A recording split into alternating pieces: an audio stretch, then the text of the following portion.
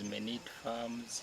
Under Meat Farm, we look after the goats. Then from there, I went through a 2-week training.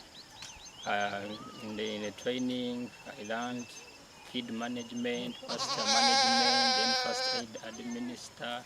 Then from there, I was deployed in Rudes Ecosystem Farms.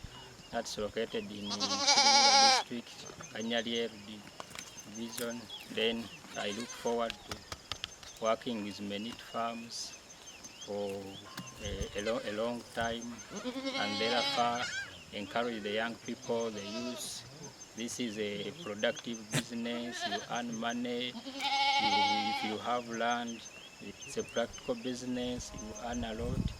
You learn goat management, you got breeding, then you're gaining. Thank you so much.